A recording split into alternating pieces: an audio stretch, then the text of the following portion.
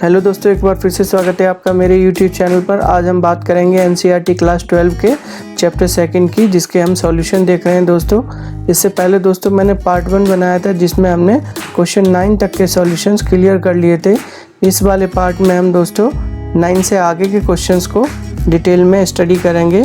साथ ही साथ दोस्तों मैं ये कहना चाहूँगा, यदि आपने मेरा पहला पार्ट नहीं देखा है तो उसको अवश्य देख लीजिएगा। मैं इस वीडियो के डिस्क्रिप्शन बॉक्स में उसका लिंक भी दे दूंगा, और वहाँ से जा कर के आसानी से पार्ट 1 को देख पाएंगे।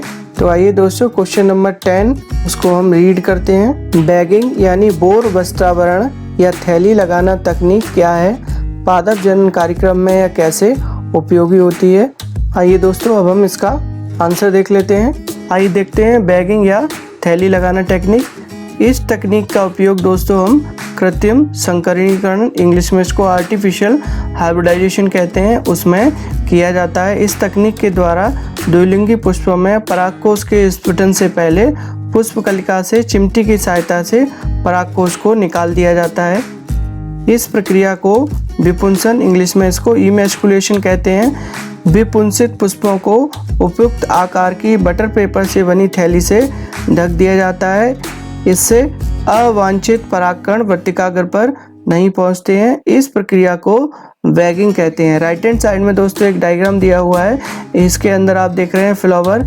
ये वो फ्लावर हैं जो इमैस्कुलेटेड यानी ऑलरेडी विपुंसित किए जा चुके हैं, यानी जिनके परागकोश निकाले जा चुके हैं। अब ये सिर्फ फीमेल फ्लावर हैं, क्योंकि परागकोश जो कि मेल फ्लावर कहलाते हैं उनको यहाँ से निकाल दिया है। अगला पॉइंट देखते हैं दोस्तों। पादप जनन कार्यक्रम में इस तकनीक से फसल की उन्नत प्रजातियां विकसित की जाती हैं। ये अधिक उत्पादन करने वाली और रोग प्रतिरोधक एवं कीट प्रतिरोधक होती हैं। आप यहाँ डायग्राम में देख रहे हैं दोस्तों, ये जो बैगिंग किया हुआ प्लांट है, इस प्लांट से जब ये बैग हटा दिया जाएगा तभी परागण की क्रिया संपन्न होगी। और ये परागण की क्रिया दोस्तों आर्टिफिशियली कराई जाती है, तो हम इसको कृत्रिम परागण भी कहते हैं। और दूसरा ऊपर जो नाम दिया है कृत्रिम संकरीकरण भी कहा जाता है। इसमें हम अपने चाहे गए परागकणों को इस बैगिंग किए हुए पुष्प के मादा पुष्पों पर डालते हैं। आइए दोस्तों, अब हम 11 नंबर क्वेश्चन देख लेते हैं। त्रिसंलयन क्या है, यह कहाँ और कैसे संपन्न होता है? त्रिसंलयन में सम्मिलित न्यूक्लियाई का नाम बताइए। तो आइए दोस्तों देखते हैं कौन कौन से न्यूक्लियाई यहाँ सम्मिलित होते हैं। निषेचन के समय पराग नलिका भ्रूण कोश में आकर फट जाती है, जिससे 2 नर युग्मक भ्रूण कोश में मुक्त हो जाते हैं। इस प्रकार मुक्त हुए दोनों नर युग्मकों में से एक नर युग्मक बीजांड की ओर स्थित मादा युग्मक अर्थात अंडकोशिका के केंद्रक से संयोजन करता है। इस क्रिया को संयुग्मन, इंग्लिश में सिनगेमी या सत्य निषेचन यानी ट्रू फर्टिलाइजेशन कहते हैं। तो ये पहला फर्टिलाइजेशन हो गया दोस्तों यहाँ से यहाँ तक, जिसमें एक नर युग्मक प्रयुक्त हुआ। अब दूसरा नर युग्मक भ्रूण कोश के मध्य में स्थित द्विगुणित केंद्रीय कोशिका, जिसको सेंट्रल सेल कहते हैं, के साथ संलयित हो जाता है।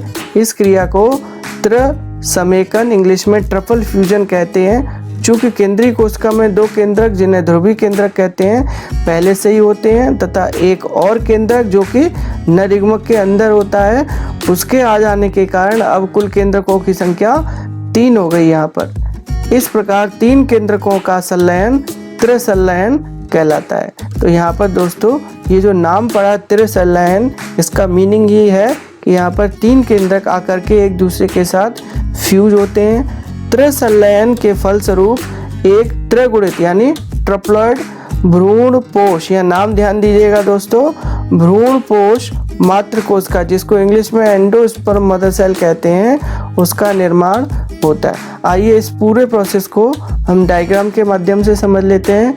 यहाँ बीच में आप देख रहे हैं दोस्तों, ये एक परागकण है जो अंकुरित हो गया है। इसमें आप देख रहे हैं 2 गैमीट्स हैं, यानी 2 नर युग्मक हैं। मैंने राउंड कर दिया है उनको। लेफ्ट वाले डायग्राम में देखिएगा दोस्तों, ये वाला जो नर युग्मक है, ये पीले रंग की संरचना, जिसको कि हम एग सेल कहते हैं, और ये बीजांड के अंदर पाई जाती है, उसके साथ में संलयित हो जाता है। और इस पूरे घटनाक्रम को हम सिनगेमी कहते हैं। इस सिनगेमी के फलस्वरूप दोस्तों एक द्विगुणित जाइगोट का निर्माण होता है। यदि हम दूसरे केंद्रक की बात करें, जो दोस्तों अभी इस्तेमाल नहीं हुआ था, डायग्राम में देखिएगा दोस्तों, ये वाला नीचे वाला केंद्रक इधर जा कर के सिनगेमी में इस्तेमाल हो चुका है। बचा हुआ दोस्तों जो नर युग्मक है वो नर युग्मक, दूसरा डायग्राम देखिएगा राइट हैंड साइड पर, बीच में यहाँ पर एक बीजांड दिया है। इसमें दोस्तों एक ये बीच में सेंट्रल सेल है जिसके अंदर 2 पोलर न्यूक्लियाई पाए जाते हैं, उसके साथ में ये संलयित हो जाएगी और इस घटना को हम कहेंगे ट्रिपल फ्यूजन यानी त्रिसमेकन। इस त्रिसमेकन के फलस्वरूप एक एंडोस्पर्म मदर सेल का निर्माण होगा। इस एंडोस्पर्म मदर सेल की वजह से आगे एक नई संरचना का डेवलपमेंट होगा सूत्रीय विभाजन के द्वारा, जिसको हम भ्रूणपोष इंग्लिश में एंडोस्पर्म कहते हैं, जो कि एक न्यूट्रिटिव टिश्यू होता है। तो यहाँ पर आप दोस्तों देख रहे हैं टोटल जो केंद्रक इस्तेमाल हो रहे हैं वो एक तो ये नर युग्मक का केंद्रक इस्तेमाल हुआ और 2 केंद्रक पोलर न्यूक्लियाई जो कि सेंट्रल सेल में पाए जाते थे वो इसमें इन्वॉल्व हुए। तो इस तरीके से टोटल 3 केंद्रक इस क्रिया में प्रयुक्त हुए। इसी कारण इस प्रोसेस का नाम पड़ा ट्रिपल फ्यूजन यानी त्रिसमेकन। आइए दोस्तों अगला क्वेश्चन देख लेते हैं। एक निषेचित बीजांड में युग्मनज प्रसुप्ति के बारे में आप क्या सोचते हैं? यानी जब बीजांड बन जाता है तो उसके अंदर जो जाइगोट है वो रेस्टिंग स्टेज में रहेगा, नहीं रहेगा, उसका क्या होगा, उसके बारे में आपसे पूछा गया है। तो आइए आंसर देख लेते हैं। निषेचन के पश्चात बीजांड में युग्मनज यानी जाइगोट का विकास होता है। बीजांड के अध्यावरण दृढ़ होकर बीजावरण यानी सीड कोट बनाते हैं। नीचे वाले डायग्राम में दोस्तों देखिएगा, यहाँ पर जो ओव्यूल है पुष्प के अंदर, वो ओव्यूल एक फल के अंदर पाए जाने वाले बीजों में बदल जाता है, जबकि जो ओवरी वाल है वो फल में पाई जाने वाली फलवित्ती यानी पेरिकार्प में बदल जाएगी। जबकि यदि हम अंडाशय की बात करते हैं तो अंडाशय एक फल में बदल जाता है। आइए दोस्तों अगला पॉइंट पढ़ते हैं हम। बीजांड के बाहरी आवरण से बीज कवच यानी टेस्टा तथा भीतरी अध्यावरण से अंत्य कवच यानी टैगमेन बनता है। दोस्तों ये बीज में पाई जाने वाली संरचना है। यदि आप इसके बारे में और विस्तार से जानना चाहते हैं तो मेरे YouTube चैनल पर एक 11th क्लास का वीडियो पड़ा हुआ है जिसमें हम सीड्स के बारे में डिस्कशन कर चुके हैं, तो प्लीज आप उसको अवश्य देखिएगा। अगला पॉइंट पढ़ते हैं। भ्रूणपोष में भोज्य पदार्थ एकत्रित होने लगते हैं, जल की मात्रा धीरे धीरे कम हो जाती है, अतः कोमल बीजांड कड़ा व शुष्क हो जाता है। धीरे धीरे बीजांड के अंदर की कार्य की क्रियाएं रुक जाती हैं, यानी जो भी एक्टिविटी हैं दोस्तों वो स्लो डाउन हो जाती हैं धीरे धीरे, तथा युग्मनज से बना नया भ्रूण सुप्तावस्था यानी रेस्टिंग पीरियड में चला जाता है। इसे युग्मनज की प्रसुप्ति यानी रेस्टिंग पीरियड ऑफ जाइगोट कहते हैं। बीज आवरण से घिरा एकत्रित भोजन युक्त तथा सुसुप्त भ्रूण युक्त यह रचना बीज कहलाती है। तो दोस्तों ये बीज की परिभाषा है। बीज के अंदर जो एम्ब्रियो है वो रेस्टिंग पीरियड में चला जाता है। आइए दोस्तों 13 नंबर क्वेश्चन देख लेते हैं। इनमें विभेद करें। दोस्तों इसमें 4 विभेद दे रखे हैं अलग अलग टाइप के, सबको हम बारी बारी से अध्ययन करते हैं। पहला वाला देख लेते हैं, बीज पत्राधार और बीज पत्रोपरिक में विभेद। तो हमने यहाँ पर एक टेबल बनाई हुई है दोस्तों। लेफ्ट साइड में हमने बीज पत्राधार यानी हाइपोकोटाइल लिया है और राइट साइड में हमने बीज पत्रोपरिक यानी एपिकोटाइल लिया है। दोस्तों डायग्राम में हम सबसे पहले इनके बारे में थोड़ा सा देख लेते हैं। सबसे पहले हम हाइपोकोटाइल को देखते हैं। तो ये रहा दोस्तों हाइपोकोटाइल, इसकी जो लोकेशन है वो यहाँ पर समझ लिया आपने। दूसरा है एपिकोटाइल, इसकी लोकेशन यहाँ पर है। अब दोस्तों डिफरेंस का पहला पॉइंट पढ़ लेते हैं। यह बीजपत्र तथा मूलांकुर के मध्य में स्थित होता है, यानी बीज पत्राधार अगर हम देखें हाइपोकोटाइल तो हमको ये कहाँ मिलेगा, कोटलीडॉन यानी ये वाला पोर्शन जिसको हम कह रहे हैं, हिंदी में इसको बीज पत्र कहते हैं, और मूलांकुर यानी जड़, इन दोनों के बीच में हमको क्या मिलेगा, हाइपोकोटाइल यानी बीज पत्राधार। जबकि बीज पत्रोपरिक यानी एपिकोटाइल कहाँ मिलेगा दोस्तों, यह बीज पत्र तथा परांकुर के मध्य पाया जाता है। तो ऊपर वाला देखिएगा दोस्तों, फिर से ये बीज पत्र है और इसके ऊपर का पोर्शन है वो है एपिकोटाइल, और सबसे ऊपर जाएंगे तो ये एरिया कहलाता है परांकुर एरिया। तो दोनों की लोकेशन दोस्तों एक दूसरे से अपोजिट है। दूसरा पॉइंट देख लेते हैं। बीज के अंकुरण के समय बीज पत्राधार में तीव्र वृद्धि के कारण बीज पत्र मृदा से ऊपर आ जाते हैं। डायग्राम में दोस्तों देखिएगा, ये जो एरिया है ये भूमिका एरिया है। यहाँ पर जो हाइपोकोटाइल है वो तेजी से ऊपर को बढ़ता है, जिसकी वजह से ये जो बीज पत्र हैं ये भूमि से बाहर आ जाते हैं। अब हम बीज पत्रोपरिक में रीड करते हैं दोस्तों। बीज के अंकुरण के समय बीज पत्रोपरिक में तीव्र वृद्धि के कारण बीज पत्र मृदा के अंदर ही रह जाते हैं। ऐसा दोस्तों एक बीजपत्री पौधों में देखने को मिलता है जहाँ पर एपिकोटाइल जल्दी वृद्धि कर लेता है, यानी ये वाला पोर्शन, जिसकी वजह से नीचे का पोर्शन भूमि के अंदर ही दबा रह जाता है, जिसके कारण कोटलीडॉन यानी बीज पत्र यानी जो ये पत्ती जैसी हरी संरचनाएं हैं वो भूमि से बाहर ही नहीं आ पाती हैं। तीसरा पॉइंट देखते हैं, इसकी समाप्ति मूलांकुर में होती है। तो पहला वाला जो एपिकोटाइल है इसका जो एंड पॉइंट है वो रेडिकल की ओर जा रहा है, यानी मूलांकुर की ओर जा रहा है, जबकि बीज पत्रोपरिक की समाप्ति प्रांकुर में होती है। अब डायग्राम में देखेंगे तो ऊपर की साइड में प्रांकुर का डेवलपमेंट होना है दोस्तों। तो ये दोस्तों का डिफरेंस था जो पूछा गया था क्वेश्चन में। आइए दूसरा डिफरेंस देख लेते हैं दोस्तों, जो कि है प्रांकुर चोल तथा मूलांकुर चोल में विभेद। पहला डिफरेंस देखते हैं, एक बीजपत्री भ्रूणी अक्ष से बीज पत्र के जुड़ाव स्थल से ऊपर भ्रूणी अक्ष का बीज पत्रोपरिक यानी एपिकोटाइल तथा प्रोशीर्ष कुछ आद्य पर्णों से आवृत होता है। यह खोखली पर्णी संरचना होती है, इसे प्रांकुर चोल कहते हैं। तो यहाँ पर आप राइट हैंड साइड में दिए गए डायग्राम में देखिएगा दोस्तों, कोलियोप्टाइल का एरिया जो ऊपर की साइड में है, बाद में जाकर के यही प्रांकुर चोल बनेगा। बाद में जाकर के इसी एरिया से दोस्तों स्टेम डेवलपमेंट होना है। मूलांकुर चोल में देखते हैं, एक बीजपत्री भ्रूणी अक्ष से बीज पत्र के जुड़ाव स्थल से नीचे, अब इसका जो डायरेक्शन है दोस्तों वो ऊपर वाले यानी कोलियोप्टाइल से नीचे की ओर होता है। तो जुड़ाव स्थल से नीचे भ्रूणी अक्ष का बीज पत्राधार तथा मूलांकुर शीर्ष अविभेदित आवरण से ढका होता है, इसे मूलांकुर चोल कहते हैं। दूसरा पॉइंट देख लेते हैं, यह प्रांकुर की सुरक्षा करता है, यानी प्रांकुर चोल, और मूलांकुर चोल जो है वो मूलांकुर की सुरक्षा करता है। डायग्राम में दोस्तों आप यहाँ पर देखेंगे नीचे की साइड में कोलियोराइजा है और उसके ठीक नीचे रेडिकल है। रेडिकल से बाद में जाकर के रूट का निर्माण होना है, जबकि आप ऊपर की साइड में देखेंगे तो कोलियोप्टाइल के नीचे प्लूम्यूल दिया है, जिससे बाद में जाकर के शूट का निर्माण होना होता है। आइए दोस्तों अब अगला डिफरेंस देख लेते हैं, जो कि है अध्यावरण तथा बीज चोल के बीच में डिफरेंस। पहला पॉइंट देखते हैं, अध्यावरण में यह बीजांड में बीजांड द्वार को छोड़कर चारों ओर से एक या दो रक्षात्मक आवरण का निर्माण करता है। तो ये हमको इंटेगुमेंट कहाँ मिलेंगे दोस्तों? ओव्यूल के अंदर।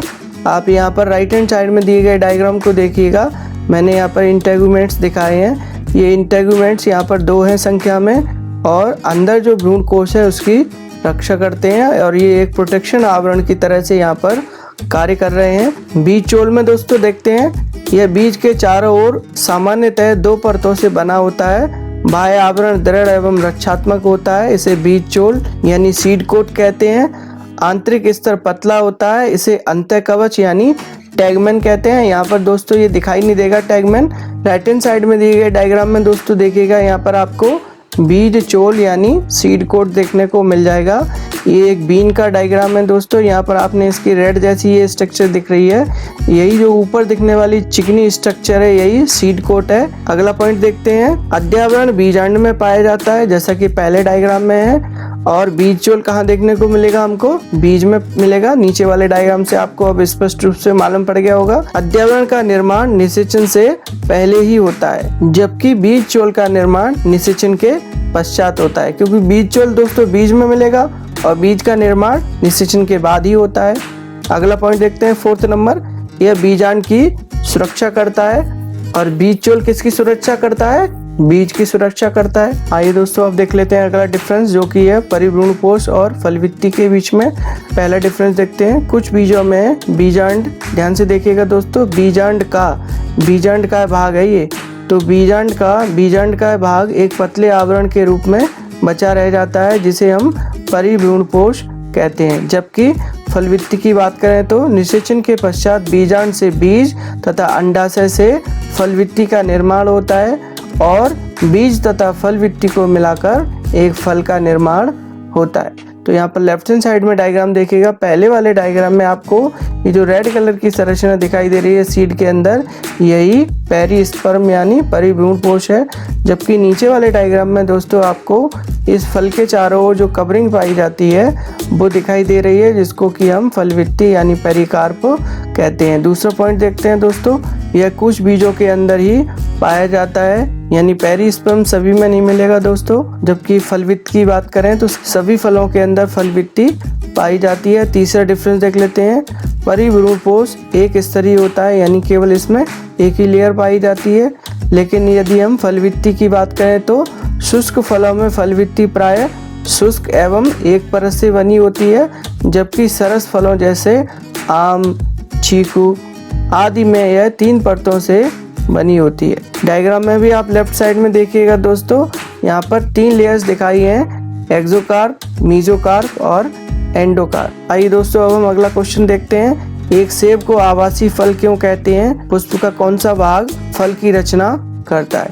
इसका आंसर देख लेते हैं दोस्तों, जब किसी फल का निर्माण अंडाशय के अतिरिक्त पुष्प के अन्य भागों जैसे बाह्यदल पुंज, दल पुंज या पुष्पासन आदि से होता है, तब ऐसे फल को असत्य फल या कूट फल, इंग्लिश में इसको फॉल्स फ्रूट कहते हैं। सेब में फल का विकास पुष्पासन यानी थैलेमस से होता है, इसी कारण इसे आवासीय फल यानी फॉल्स फ्रूट कहते हैं। क्वेश्चन का लास्ट वाला पोर्शन दोस्तों, पुष्प का कौन सा भाग फल की रचना करता है वो हम देख लेते हैं। फल की रचना पुष्प के निषेचित अंडाशय यानी फर्टिलाइज्ड ओवरी से होती है।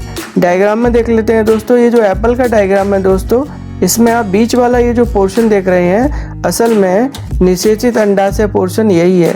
तो इसमें जो फल का असली भाग है, जिसको हम वास्तविक या ट्रू फ्रूट कहते हैं, वो सेब के बीचा बीच में देखने को मिलेगा। जबकि जो गूदेदार एरिया है जिसको हम खाते हैं, वो एरिया वास्तव में फॉल्स फ्रूट एरिया है और जिसका निर्माण थैलेमस से होता है। आइए दोस्तों 15 नंबर क्वेश्चन देख लेते हैं, विपुंसन से क्या तात्पर्य है? एक पादप प्रजनक कब और क्यों इस तकनीक का प्रयोग करता है? तो आंसर देख लेते हैं दोस्तों, एक द्विलिंगी पुष्प यानी बाइसेक्सुअल फ्लावर की कली अवस्था में परागकोश को काटकर अलग करने की प्रक्रिया विपुंसन, इंग्लिश में इसको इमैस्कुलेशन कहलाती है। तो विपुंसन की जो क्रिया है स्पेशली दोस्तों वो द्विलिंगी पुष्पों में ही पाई जाती है। इन पुष्पों की एक खास बात होती है कि इनमें नर और मादा जनन अंग दोनों ही देखने को मिलते हैं। अगला स्टेप देख लेते हैं, यह कृत्रिम परागण यानी आर्टिफिशियल पॉलिनेशन की एक विधि है। राइट हैंड साइड में दिए गए डायग्राम में आप देख रहे हैं, ये पुष्प का मादा भाग है, जबकि जो निकाला जा रहा है बाहर की साइड में वो पुष्प का नर भाग है। और धीरे धीरे उनको कैंची या अन्य किसी माध्यम से पुष्प से काटकर अलग कर दिया जाता है। तो दोस्तों आर्टिफिशियली हम इस तकनीक के द्वारा नर पुष्प को एक द्विलिंगी पुष्प में से अलग कर देते हैं। इस क्वेश्चन का दोस्तों अगला पार्ट देखते हैं, एक पादप प्रजनक कब और क्यों इस तकनीक का प्रयोग करता है? तो इसका प्रयोग एक पादप प्रजनक द्वारा आर्थिक महत्व के पौधों की अच्छी नस्ल बनाने में किया जाता है। विपुंसन द्वारा सुनिश्चित किया जाता है कि ऐच्छिक वर्तिकाग्रयुक्त पौधे ही परागण की क्रिया में भाग लें। तो यहाँ पर आप देख रहे हैं कि ये जो कार्पल है, ये हमने वो कार्पल चुन लिया अब, और जिसमें सारी विशेषताएं पाई जाती हैं। आगे जाकर के हम इसमें आर्टिफिशियल परागण कराएंगे, कृत्रिम परागण कराएंगे, जिसकी वजह से जो आने वाली जनरेशन हमको प्राप्त होगी वो ऐच्छिक गुणों से युक्त होगी।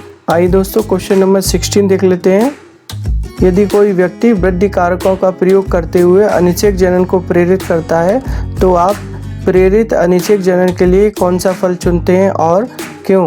तो आइए दोस्तों इसका आंसर देख लेते हैं, निषेचन के फलस्वरूप बीज युक्त फल बनते हैं। यानी जो नॉर्मल निषेचन का प्रोसेस है उसमें जो फल होंगे उनके अंदर बीज पाए जाते हैं।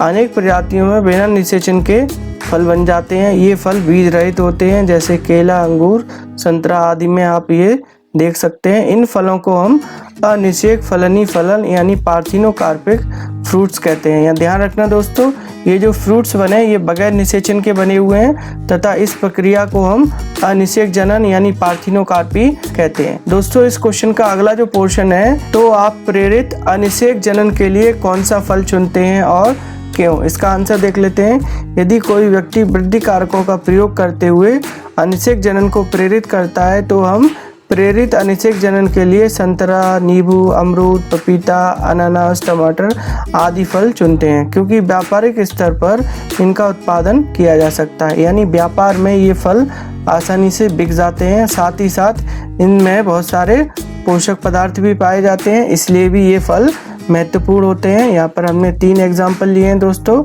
इनमें आप बीच वाला जो पोर्शन है ये बीज रहित देख रहे हैं, जबकि पहला और तीसरा वाला जो डायग्राम है उसमें आप यहाँ बीज भी देख रहे हैं। तो अगर इनके अंदर बीज नहीं होंगे दोस्तों तो वो इस एरिया में आपको बहुत सारा खाने योग्य भाग वाला पोर्शन मिल जाएगा, जिससे उनकी व्यापारिक स्तर पर मांग बढ़ जाएगी और व्यापार में लाभ होगा। अगला क्वेश्चन देख लेते हैं।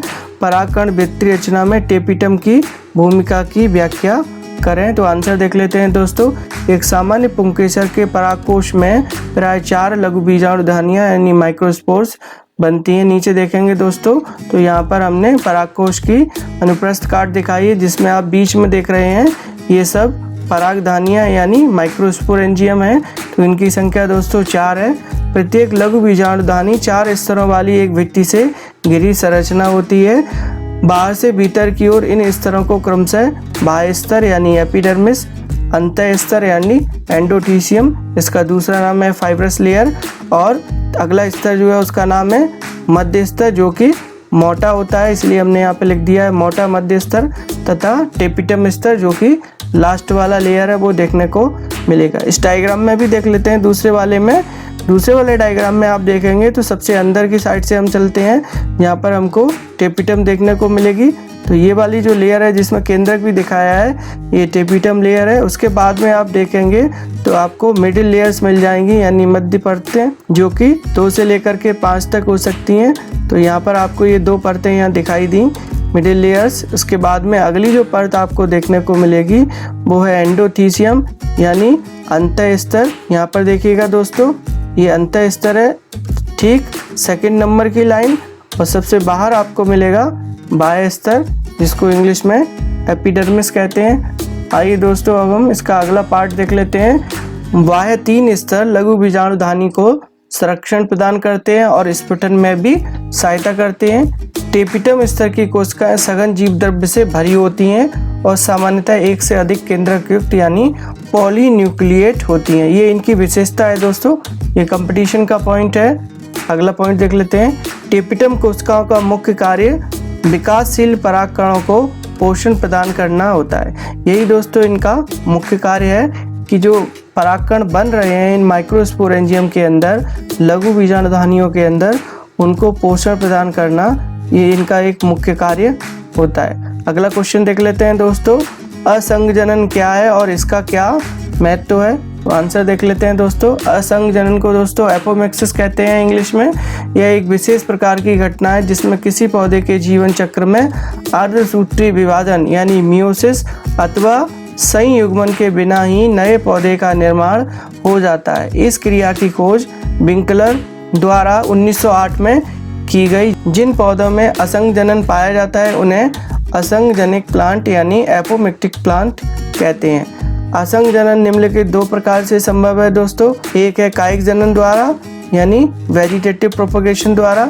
इसको देखते हैं। कायिक जनन में पौधों में बीज का निर्माण नहीं होता है। तो जब बीज का निर्माण ही नहीं होगा दोस्तों तो फिर अर्धसूत्री विभाजन और संयुग्मन की प्रक्रिया भी नहीं होगी। यहाँ बीज के अतिरिक्त पौधे के अन्य भागों जैसे जड़, तना, पत्तियों आदि द्वारा नए शिशु पौधों को उत्पन्न किया जाता है, जैसा कि आलू, गन्ना, अरबी आदि में देखने को मिलता है। दूसरा जो प्रकार है असंगजनन का दोस्तों वो है अनिषेक बीजता द्वारा यानी वाइएगेमोस्पर्मी। यहाँ पर देख लेते हैं कैसे होता है ये। जब लैंगिक जनन हुए बिना ही बीज का निर्माण होता है तब इस घटना को अनिषेक बीजता कहते हैं। यहाँ ध्यान दीजिएगा दोस्तों, पहले वाले में तो बीज का निर्माण नहीं हो रहा था, जबकि दूसरे वाले प्रकार में बीज का निर्माण तो हो रहा है दोस्तों, लेकिन यहाँ पर लैंगिक जनन नहीं हो रहा है, यानी बिना लैंगिक जनन के भी बीज का निर्माण हुआ। आगे पढ़ते हैं दोस्तों इसको। यद्यपि इस प्रकार के जनन में बीज का निर्माण होता है, परंतु बीज निर्माण की इस प्रक्रिया में सामान्य लैंगिक जनन यानी जो नॉर्मल प्रोसेस है बीज निर्माण का वो नहीं देखने को मिलता है। तो सामान्य बीज निर्माण में अर्धसूत्री विभाजन कंपलसरी है दोस्तों। साथ ही साथ ये जो प्रोसेस है संयुग्मन, जिसको सिनगैमी कहते हैं, वो भी इसमें नहीं होता है। महत्व देख लेते हैं असंगजनन का। असंगजनन में गुणसूत्रों का विसंयोजन व पुनर्संयोजन यानी सेग्रीगेशन एंड रिकॉम्बिनेशन नहीं होता है, जैसा कि अर्धसूत्री विभाजन में देखने को मिलता है। अतः इसमें पौधे के लाभदायक गुणों को अनिश्चित समय तक सुरक्षित रखा जा सकता है। तो इस प्रकार से दोस्तों हमने चैप्टर 2 फुल सॉल्यूशन यहाँ पर स्टडी कर लिया। आशा करता हूँ कि बोर्ड में यदि इनमें से कुछ भी आता है तो आप अच्छे से विद डायग्राम के उनको लिख पाएंगे। इसी के साथ दोस्तों मैं इस वीडियो को समाप्त करता हूँ। धन्यवाद, थैंक यू।